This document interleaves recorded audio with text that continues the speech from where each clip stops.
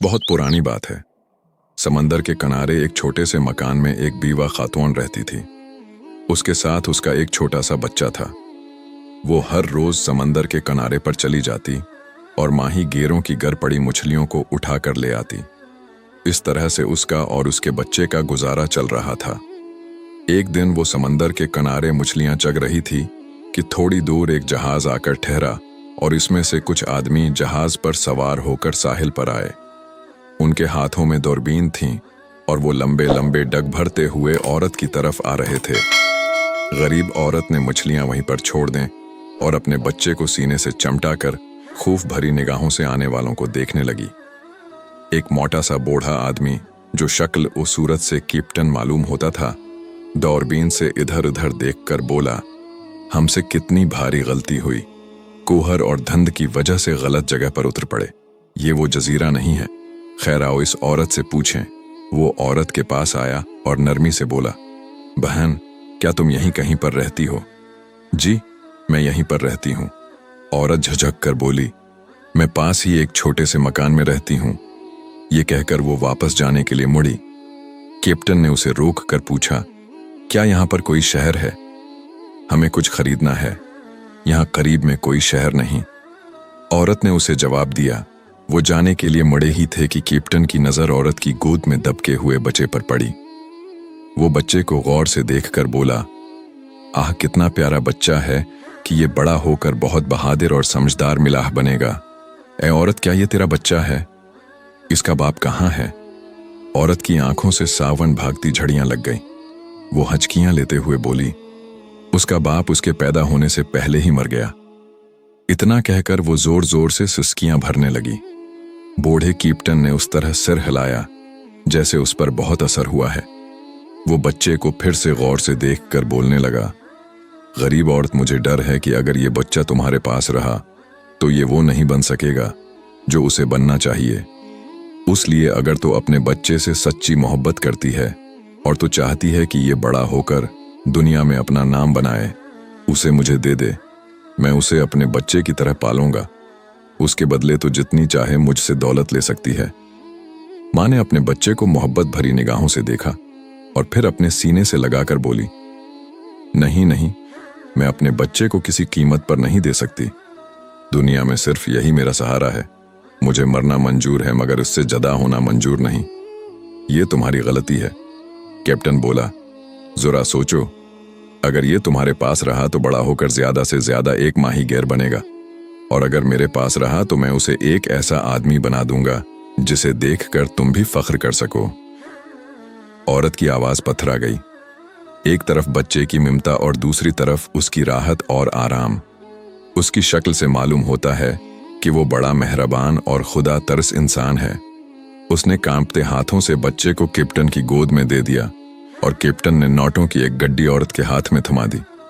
Captain ने कहा, ये लो, ये तुम्हारे 10 साल का खर्चा है। मैं 10 साल के बाद इस बच्चे को तुम्हारे पास वापस लेकर जरूर आऊंगा। तुम किसी किस्म की फिक्र मत करो। ये कहकर वो जितनी तेजी से आया था इतनी तेजी से वापस चला गया। माँ बहुत देर तक किनारे पर खड़ी होकर हसरत भरी निगाहों से जाते हुए जहाज को देखती रही, और जब वो नजरों से ओझल हो गया तो आहिस्ता आहिस्ता से चलती हुई घर वापस आ गई। इस वाकये को 18-20 साल गुजर गए और वो नन्हा बच्चा एक लड़का और लड़के से एक नौजवान लड़का बन गया। बूढ़े कैप्टन ने उस लड़के का नाम रशीद रखा। रशीद ने ये 18 साल इस जहाज पर ही गुजारे थे। उसे जमीन पर उतरना बहुत कम नसीब होता था। उसने जहाज ही पर अपना होश संभाला। कुछ तो उसकी दिलचस्पी और जहानती और कुछ बूढ़े कैप्टन की तालीम।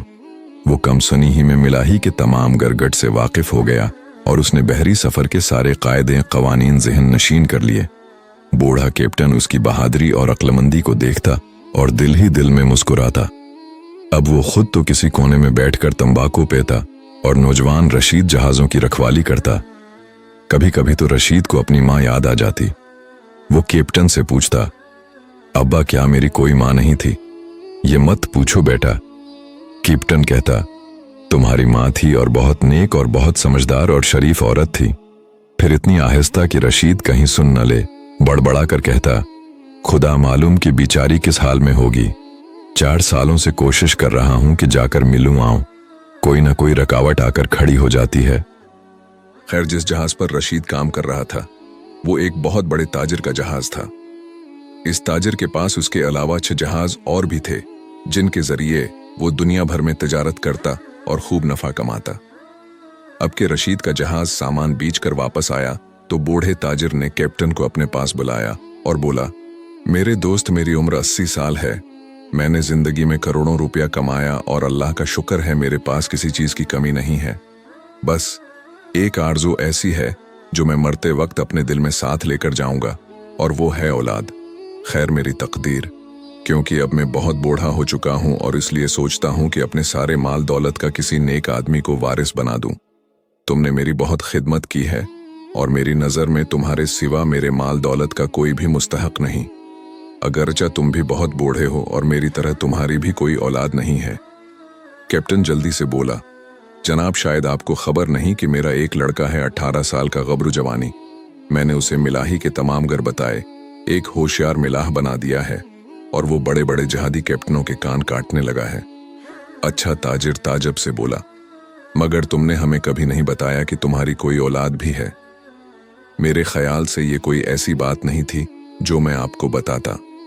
कैप्टन ने जवाब दिया, मेरे निजी मामलात से आपको क्या दिलचस्पी हो सकती है?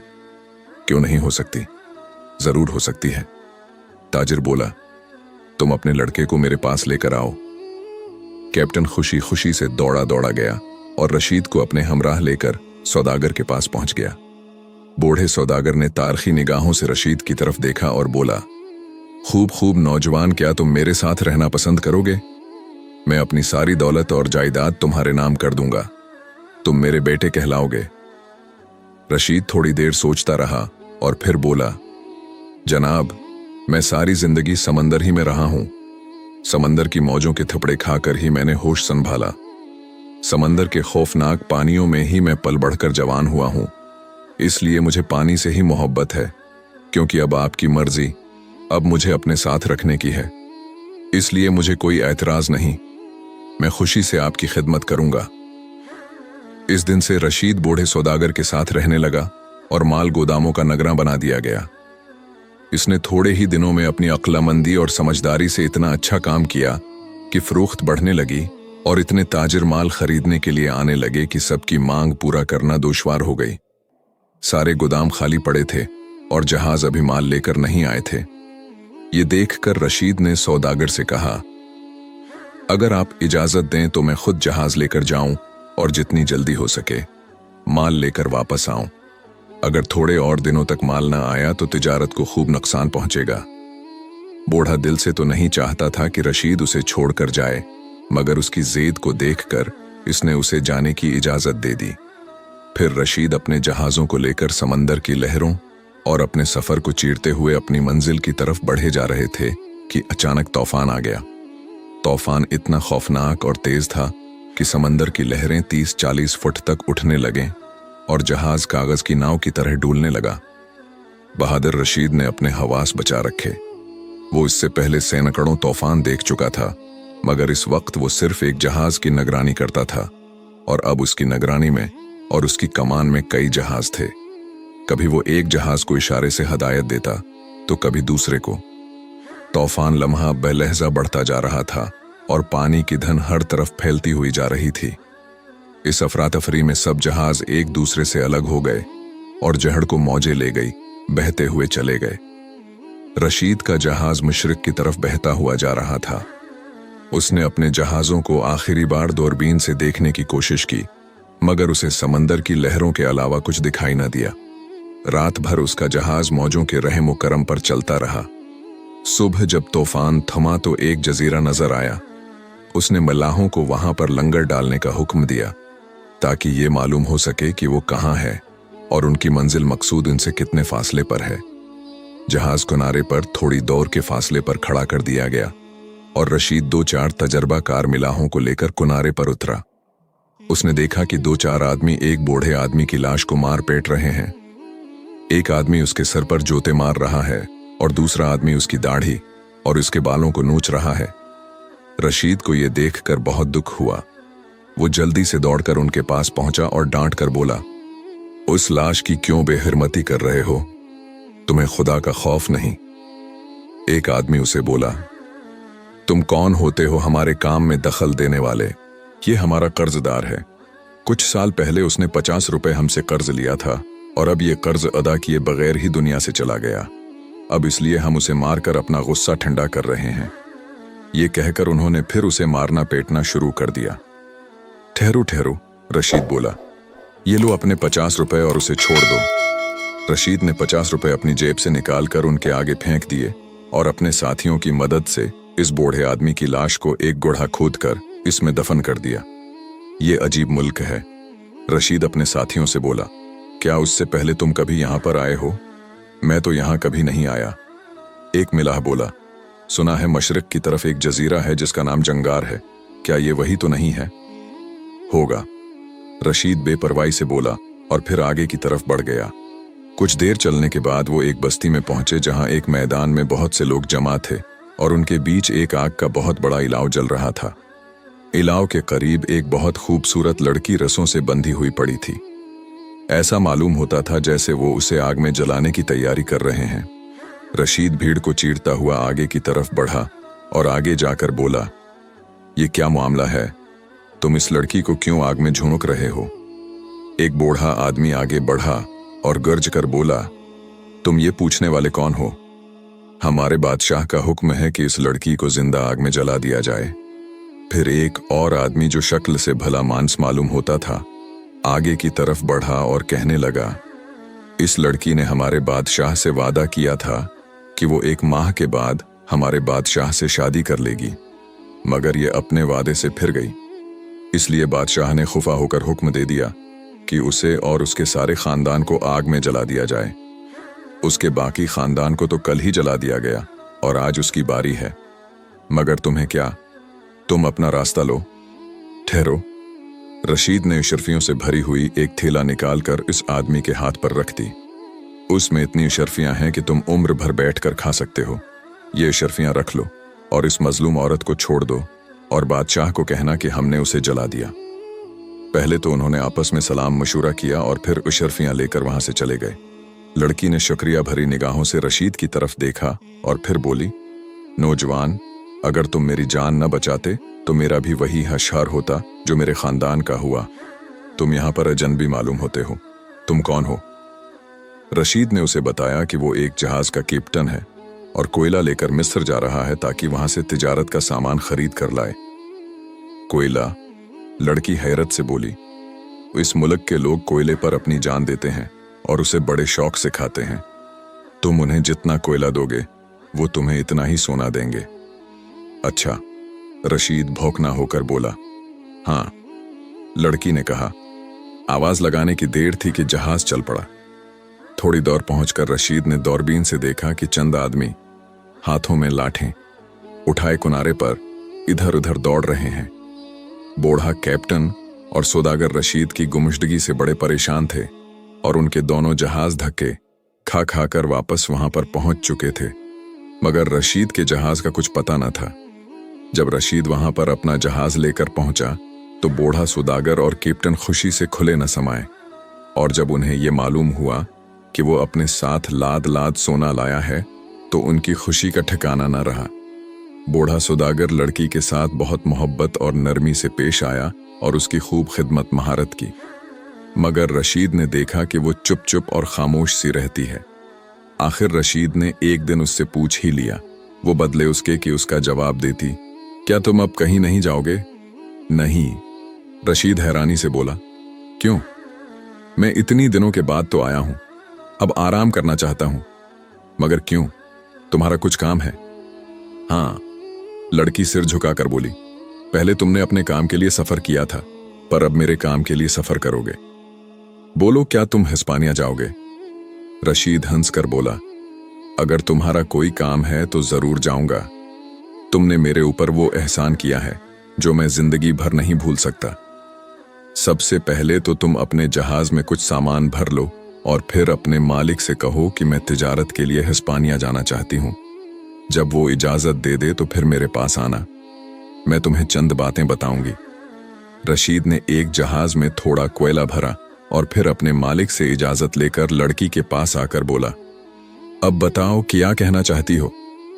लड़की ने अलमारी में से एक अमदा कोट निकाला और उसे देते हुए बोली, जब तुम हिस्पानिया पहुंच जाओ तो उतवार के दिन ये कोट पहनकर शाही गिरजा घर जाना।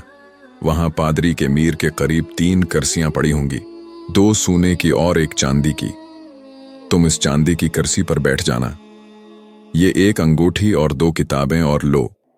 अंगूठी को दाएं हाथ की अंगुली में पहन लेना और कुर्सी पर बैठकर ये किताब पढ़नी शुरू कर देना। अगर बादशाह या मलका तुमसे सवाल करे तो खामोशी से उठकर बाहर चले जाना और फिर इंतजार करना कि क्या होता है। रशीद ने लड़की की बातों को खूब ज़हन नशीन कर लिया और फिर जहाज में सवार होकर हिस्पानिया की तरफ रवाना हो गया। 3 हफ्तों के बाद वो हिस्पानिया पहुंचा और फिर वहां से बंदरगाह की तरफ रवाना हो गया और एक सराय में ठहरा। इतवार का दिन आया तो वो लड़की का दिया हुआ कोट पहनकर गिरजा घर पहुंचा। नमाज का वक्त हो चुका था और तमाम गिरजा घर नमाजगाहों और आदमियों से भरा हुआ था। रशीद बड़ी खुशी के साथ चलता हुआ इस कुर्सी पर जाकर बैठ गया। थोड़ी देर बाद शाह और मलका भी आ गए और रशीद की धमकी वाली कुर्सी पर आकर बैठ गए और फिर दुआ शुरू हो गई। रशीद ने जल्दी से लड़की की दी हुई किताब निकाली और पढ़ना शुरू कर दी। साथ ही साथ किताब पर अंगुलियां भी फेरता जाता जिसमें लड़की की दी हुई अंगूठी पहने हुए था।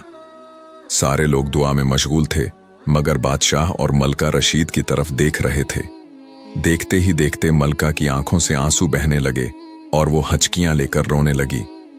रशीद उसे रोता देखकर एक कदम बाहर निकल आया और सुराय चला गया। थोड़ी देर बाद 3 सिपाही आए और कहने लगे, तुम्हें बादशाह बुलाते हैं। रशीद ने कहा, मैं शाम को हाजिर हो जाऊंगा।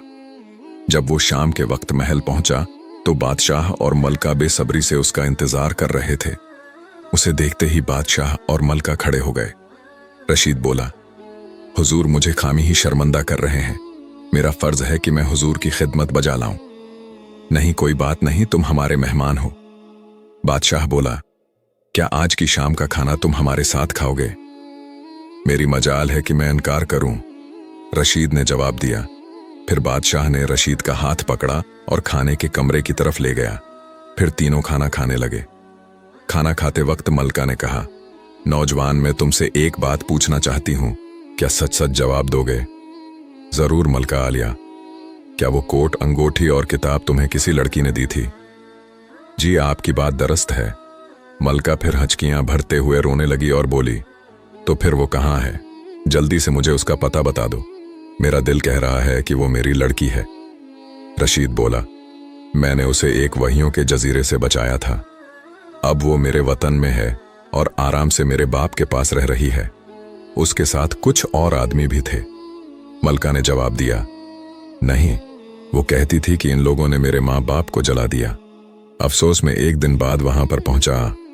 मलका बोली, वो इसके माँ बाप नहीं थे, नहकार थे। मलका भर्रा कर बोली, वो मेरी बच्ची है, मेरी बच्ची। और मलका फूट फूट कर रोने लगी। रशीद ने खाने से हाथ खींच लिया और मलका को दिलासा देते हुए बोला, मगर वो तुमसे जदा कैसे हुई? 5 साल हुए हम तरकी जा रहे थे। रास्ते में किसी नामालूम जगह पर लटीरों ने हमारा जहाज लौट लिया। हमारे सामान के साथ साथ हमारी लड़की और चंद नौकरों को भी उठा ले गए। मैंने और आलिम पनाह ने बड़ी मुश्किल से अपनी जान बचाई। इस दिन के बाद उसका कुछ पता नहीं। तुम्हारे पास जो चीजें हैं वो इसी की हैं। इसी से मालूम होता है कि वो हमारी बच्ची है। मलका दम लेने के लिए रखी और फिर बोली, नौजवान, तुम जल्दी से वापस जाओ और इस लड़की को लेकर हमारे पास आओ। मैं बादशाह के सामने तुमसे ये वादा करती हूं कि इस लड़की के साथ तुम्हारी शादी कर दी जाएगी। शुक्रिया मलका आलिया, रशीद सिर झुकाकर बोला। मैंने जो काम किया है उसके लिए मुझे किसी कसम का लालच नहीं था। ये मेरा फर्ज बनता था। आप मेरे साथ एक जहाज रवाना कर दीजिए, मैं शहजादी को आप तक पहुंचा दूंगा। बादशाह के मुशीरों और वज़रा को जब ये पता चला तो इन्हें यह सुनकर बहुत गुस्सा आया कि किसी गैर मुल्क का अजनबी शख्स उनकी बादशाह की बेटी से शादी करने वाला है। उन्होंने आपस में मशूरा किया और इस जहाज के साथ जो कैप्टन जा रहा था उसे बहुत सी रिश्वत देकर कहा कि जब उसे मौका मिले वो उसका काम तमाम कर दे। जाते में तो इस कैप्टन ने रशीद को कुछ न कहा, मगर जब जहाज वापस हिस्पानिया आ रहा था तो अब कैप्टन रशीद को ठिकाने लगाने का मौका तलाश करने लगा। एक दिन रशीद जहाज पर दौरबीन लिए टहल रहा था कि उसे कुछ फासले पर एक नहायत खूबसूरत जजीरा दिखाई दिया। समंदर बिल्कुल सुकून था। उसने कैप्टन को हुक्म दिया कि जहाज रोक लो, मैं जजीरा देखना चाहता हूं। कैप्टन की आंखें खुशी के मारे चमक उठें। वो तो ऐसे ही मौका की तलाश में था। जजीरे के कुछ फासले पर जहाज रोक लिया गया और रशीद एक कश्ती में बैठकर अकेला ही जजीरे पर जाकर उतर गया। उसके उतरते ही कैप्टन ने जहाज का लंगर उठा दिया और जहाज हिस्पानिया की तरफ चल पड़ा। शहजादी उन सब बातों से बेखबर थी। वो रात गए तक रशीद का इंतजार करती रही। कैप्टन ने उसे ये कहकर तसल्ली दी कि वो दूसरे जहाज में आ रहा है। जहाज जब हिस्पानिया के बंदरगाह में पहुंचा तो बादशाह और मलका पहले से ही उनके इंतजार में थे। शहजादी का रशीद की जुदाई से बुरा हाल था। वो रोते रोते निढाल हो गई थी। बादशाह भी अपने मेहमान की गुमशुदगी से परेशान था। कैप्टन ने उसे ऐसी मनगढ़ंत कहानी सुनाई कि वो इस पर शूभा ना कर सका।